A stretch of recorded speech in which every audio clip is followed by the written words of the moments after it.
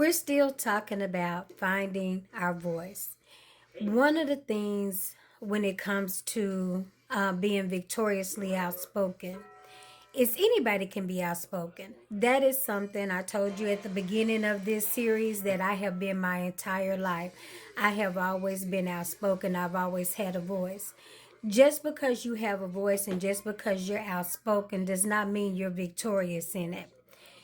To be victoriously outspoken means that you're able to effectively communicate what you need to say, that you're able to do it in a way that whatever you're trying to portray or discuss or to deliver is done in the right manner, that you get the response and not a reaction.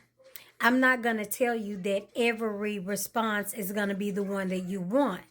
But when it is delivered correctly, when it's delivered appropriately, let me say it that way. For example, I tell people all the time, you can say anything to anybody, but it's the way you say it. And if you don't think about how you're going to say it, you will use words that do not mean what you think they mean, that does not portray what you're trying to say. So, for example, if you find that, let's just say that somebody does not look favorable in an outfit. Generally, people are just say, "Ooh, she ugly." A lot of times when somebody calls another person ugly, they really don't mean that their entire being is ugly. Sometimes being saying somebody is ugly could mean, oh, their personality is ugly. Sometimes calling them ugly could be the facial expression or that the face is not attractive. Sometimes it can be an outfit. But if you take the same thing and you go back and you tell somebody and you're, let's just say you're trying to communicate like, that's not real favorable on you. If you say it to say, you know what? I think maybe you should try this. This is something that fits your body type. This is something that fits you. It's the same thing.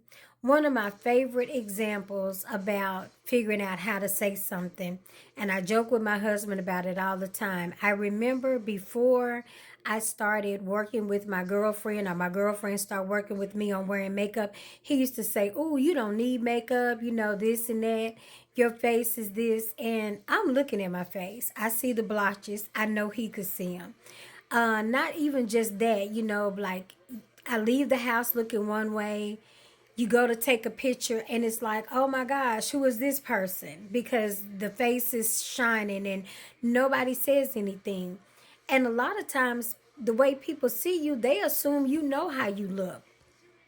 And nobody wants to be so vain, which now I'll do it in a minute. I don't care. I was like, hold on, let me look at my stuff because I realize people won't tell me your hair is out of whack or this is wrong. So I'll look at it myself. But anyway, now I don't care what they think because it's sometimes you'll be like, I don't want to look so vain. But then when you take enough pictures and people let you look crazy, you're like, you know what? Forget what they think. Anywho, he used to say all the time I didn't need makeup. Well, once I started wearing makeup and I wore it properly, you couldn't beat him going, oh my gosh, how are you gonna do your makeup today? What colors are you wearing today with it? He was excited. It wasn't that he didn't like the makeup. It's just that I didn't know how I didn't apply it well, so it didn't look good. And he did not know how to say that. So when I talk about being victoriously outspoken, I'm talking about being able to communicate effectively how you feel. And a lot of times we don't know how to do that because we don't know how to tell ourselves how we feel. One of the things for me is I will search, and search for the words to describe what I'm feeling, even when it's just me and God talking, even when I'm talking to myself. And I do it because I know it's very important. Words are powerful. Your voice is powerful. And whatever you tell yourself and feed yourself, that's what you believe and you do, whether you know it or not. So when people talk about manifest, okay, I say it that way because sometimes they put a little much on it. That's not what this video is about. So I'm going to stick to what I'm talking about. But what you feed yourself, the Bible tells us faith cometh by hearing. And whatever you hear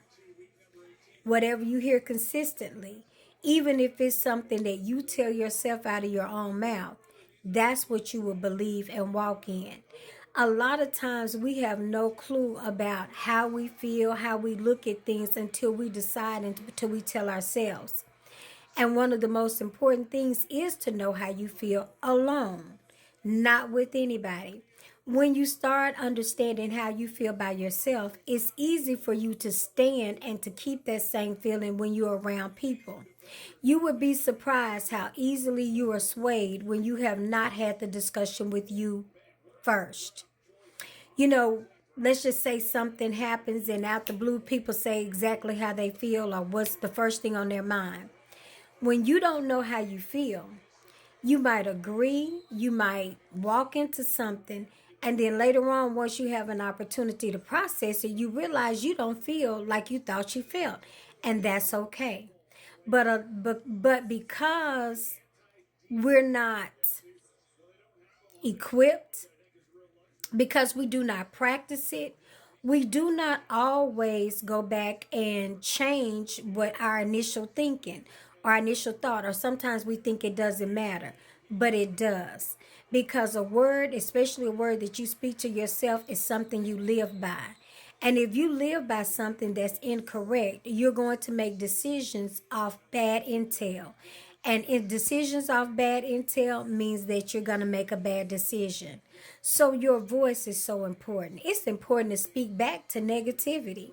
When people say things to me that's incorrect, even if I don't say it out loud to them, I always speak it to myself because I know if I do not stop the words that are spoken toward me, then those words will live. They may not live long, they may not live loud, but they can lie dormant. And one of the worst things is to have something come up to you or come up at the wrong time, a negative word or a word that is against what you're doing when you don't need it.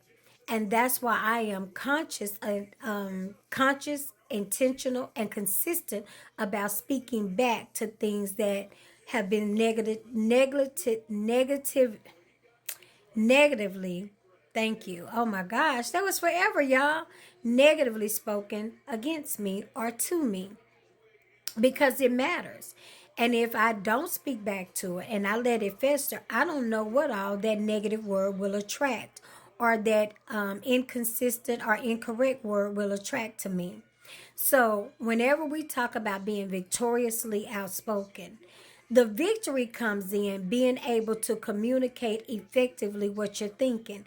Now, like I've said before, you will not start out victorious in this because if you have never been the person with the voice, it's going to take you some trial and error. And the more, and that's actually a good thing because the more times you speak incorrectly and you have to correct it, the more you will begin to think about it. The more, and when you think about it, the more your words will come to you better because you will practice it, because you will want to get it right. And it becomes an entire process. And after a while, it becomes something you adopt as a way of life. You want to be victoriously outspoken. That means that you understand what you're saying. You understand the audience to whom you are speaking. So you're able to communicate effectively what you need to say. It is a process, but it is our goal to have our voice because our voice is important. If it's not important to anybody else, it's important to you, and you are enough. It's been your girl. I want you to make sure you start thinking about it. Go back and watch the other videos because it is important for you to be victoriously outspoken, initiating corrective and creative environments. Bye bye.